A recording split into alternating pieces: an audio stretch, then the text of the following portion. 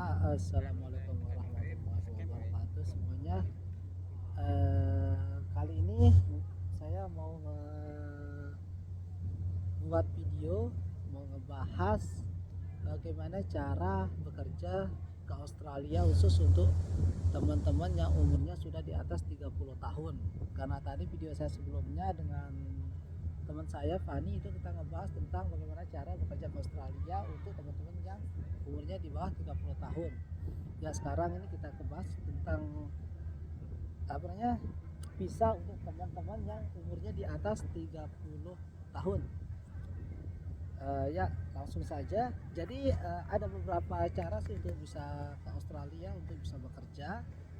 Di antara dengan menggunakan working holiday visa, dengan student visa, dengan apa tadi lagi, dengan skill visa, dengan sponsorship visa. Banyak sekali jenis visa sebenarnya, asalkan teman-teman mau mencari informasi di YouTube atau di internet atau di Mbah Google gitu ya.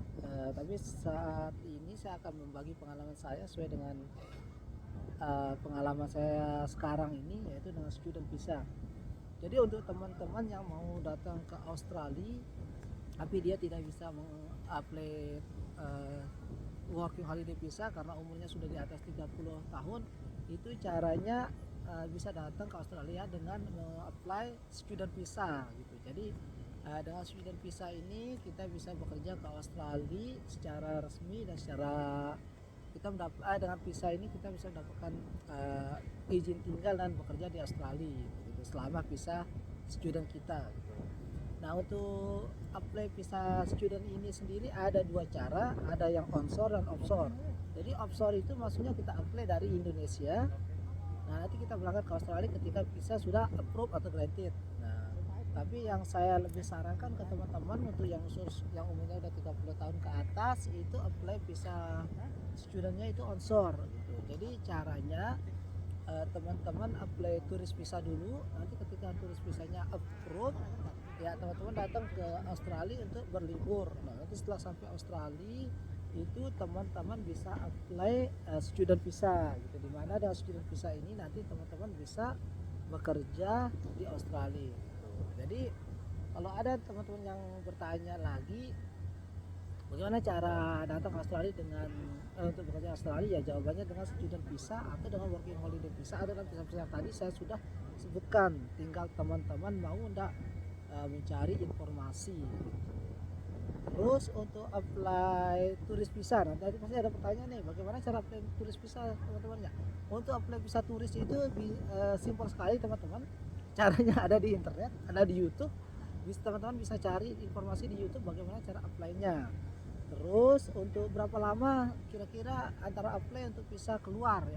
Ini pengalaman saya dulu ketika saya apply-kan adik dan istri dan anak saya. Itu untuk adik saya yang baru lulus SMA itu turis visanya granted hanya dalam waktu 13 hari.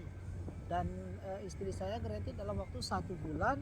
Nah, anak-anak saya ini grantednya agak lama, dia butuh waktu hampir 2 bulan untuk granted karena waktu itu ada saya lupa untuk mengupload KTP saya, jadi itu membuat visa anak saya agak telat grantednya gitu.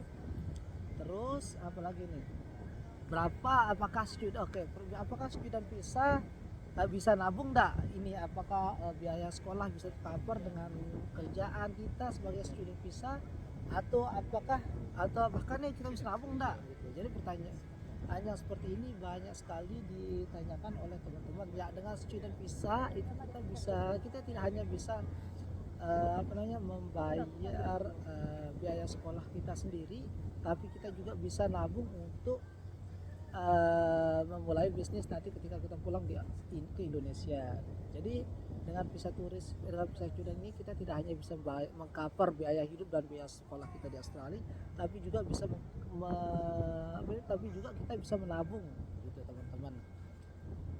Terus apa lagi yang sering-sering ditanyakan, berapa biaya untuk student visa ya. Untuk student visa itu kalau apply-nya onshore itu biayanya sekitar 5.000 Australian dollar kurang lebih, tergantung masa studi. Ada yang 3 tahun, ada yang 1,5 tahun, ada yang 4 tahun. Tapi untuk 4 tahun sekitar 5.000 Australian dollar, dan itu untuk 4 tahun, dan itu semua sudah termasuk semua Terus kalau apply student visa dari Indonesia lebih mahal, itu harus sekitar 80 juta sampai 100 juta, itu berdasarkan pengalaman teman-teman yang saya jumpai di Sydney gitu. Terus syaratnya apa saja nih? Syaratnya untuk apply student visa onshore lebih gampang daripada offshore, karena kalau student onshore itu ada beberapa sekolah yang tidak memakai IELTS, ada juga sekolah yang tidak, bahkan ada sekolah yang tidak memakai bank reference atau apa, bank statement lah istilahnya seperti itu. Tapi kalau teman-teman apply dari Indonesia atau apply offshore, teman-teman harus menampilkan nilai IELTS dan bank statement yang sekitar 350 juta something begitulah, begitu teman-teman.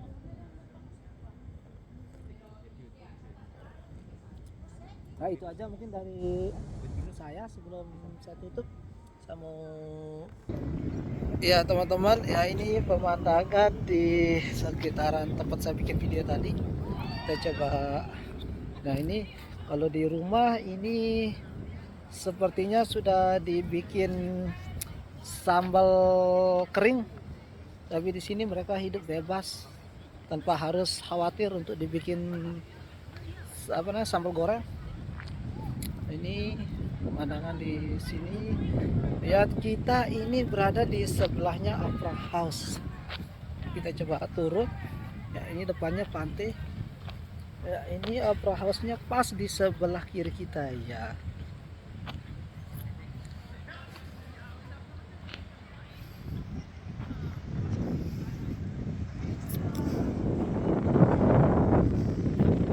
Ya di pojok sana itu ada kapal perang Australia.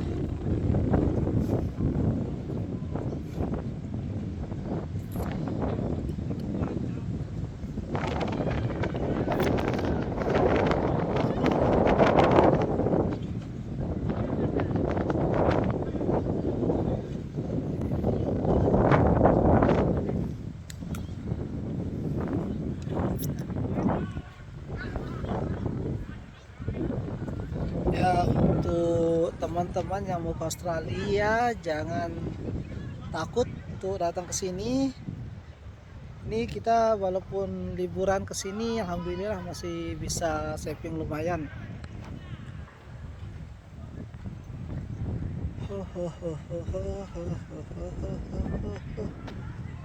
Kita naik ke atas, naik ke tempat duduk yang tadi.